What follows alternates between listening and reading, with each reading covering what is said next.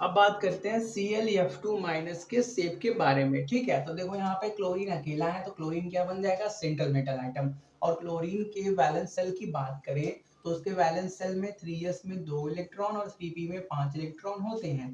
तो हम उनको पहले क्या करते हैं, डिनोट कर देते हैं। 3s में 2 और आपके 3p के अंदर 1 2 3 4 और ये 5 इलेक्ट्रॉन। ठीक है, अभी देखो ये क्या है, क्लोरीन का ग्राउंड स्टेट है और उसमें क्या होता है, जो आपका 3d होता है क्या होता है, खाली रूप में क्या होता है, प्रेजेंट होता है। ठीक है, 1 2 3 4 और 1 5। ठीक है, और आपके पास क्या है, 2 फ्लोरीन है। ठीक है, तो देखो यार, एक फ्लोरीन के पास एक अनपेयर्ड इलेक्ट्रॉन होता है, तो दोनों फ्लोरीन के पास टोटल 2 अनपेयर्ड इलेक्ट्रॉन हमारे पास अवेलेबल है बॉन्ड बनाने के लिए। लेकिन यहाँ पे देखो सिर्फ एक अनपेयर्ड इलेक्ट्रॉन है, तो हम क्या करते हैं, क्लोरीन को एक्साइटेड स्टेट में ले जाते हैं, जिससे ये वाला इलेक्ट्रॉन जंप करके यहाँ पे आ जाता है। ठीक है, तो देखो आपको एक और बात मालूम है कि आप देख रहे हो कि इस कंपाउंड के ऊपर एक्स्ट्रा नेगेटिव चार्ज है।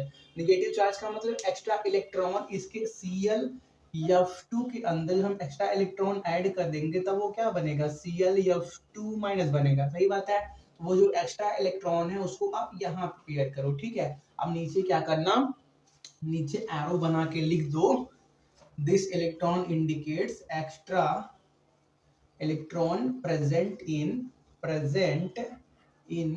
Clf2 minus. ठीक है, ये हो गया। उसके बाद जो दोनों फ्लोरीन अपने एक एक अनपेड इलेक्ट्रॉन है उनके साथ आप यहाँ पे बॉन्डिंग कर सकते हो। तो उससे पहले क्या करो, आप सभी का हाइब्रिडाइजेशन के प्रोसेस से हाइब्रिड ऑर्बिटल बनवा दोगे। ठीक है, तो देखो यहाँ पे 1 यस 3 p और 1 d एटॉमिक ऑर्बिटल मिले हैं।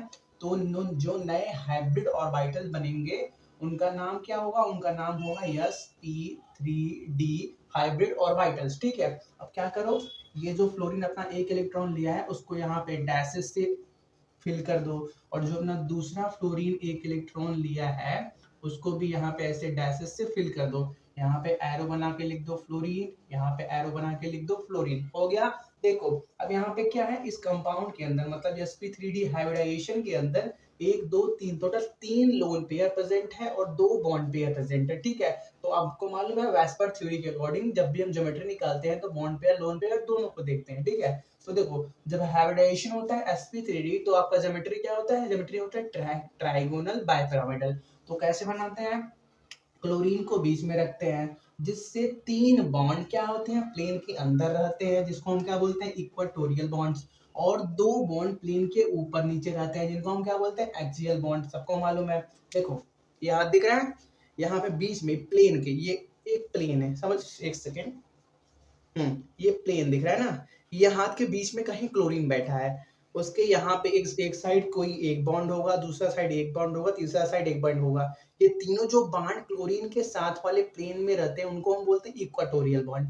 और 2 बॉन्ड, एक जो प्लेन के ऊपर बैठा हो, इस कैप को देखो, कैप देख रहे हो, प्लेन के ऊपर बैठा है, और एक जो प्लेन के नीचे बैठा हो, इनको हम क्या बोलते हैं, एक्सियल बॉन्ड। ठीक है, और जो आपके इक्वाटोरियल बॉन्ड होते हैं उनके बीच बॉन्ड एंगल 120 डिग्री का होता है। और एक्सियल और इक्वाटोरियल के बीच कितना बॉन्ड एंगल होता है, 90 डिग्री। करेक्ट। देखो ये आपका ऊपर है एक्सियल और ये प्लेन के अंदर वाले इक्वाटोरियल, तो इस प्लेन के साथ और इस एक्सियल के साथ कितना बॉन्ड एंगल है, 90 डिग्री। तो इसके साथ और इस प्लेन में रहने वाले बॉन्ड्स के बीच भी 90 डिग्री का एंगल होगा।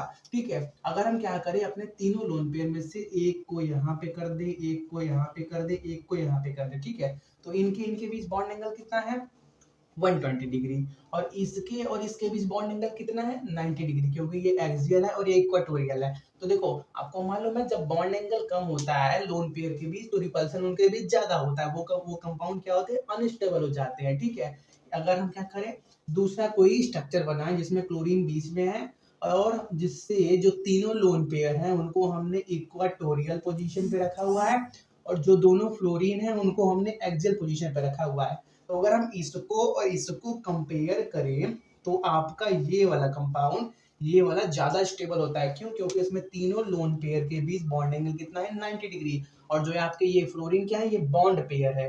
और देखो लोन पेयर को हम ऐसे डिनोट तो करते नहीं है, लोन पेयर क्या होते हैं, लोन पेयर वैलेंस सेल के ऐसे इलेक्ट्रॉन होते हैं जो बॉन्डिंग में पार्टिसिपेट नहीं करते। अब देखो इनके बीच 120 डिग्री है तो ये आराम से अपने आप को यहाँ पे स्टेबलाइज कर लेंगे। ठीक है, तो देखो अब होता क्या है, हम जनरली एज पर थ्योरी में लोन पेयर को डिनोट तो करते नहीं है, तो लोन पेयर को और पास में लाओ, यहाँ पे बना दो, ठीक है, एक दो और ये तीसरा लोन पेयर यहाँ पे। तो अब देखो, अब बॉन्ड्स पेयर को देखो, अब बताओ कौन सा शेप आपको दिख रहा है। तो देखो ये क्या दिख रहा है, लीनियर शेप दिख रहा है। होना क्या चाहिए था, ट्राइगोनल बायपिरामिडल, लेकिन तीन लोन पेयर होने की वजह से इसका शेप क्या हो गया, इसका शेप हो गया लीनियर। ऊपर एक निगेटिव चार्ज है, उसको भी आप डिनोट कर दोगे। शेप हो गया लीनियर, तो बॉन्ड एंगल कितना होगा, बॉन्ड एंगल होगा आपका 180 डिग्री का, ठीक है। चलो इनको भी नोट कर लो।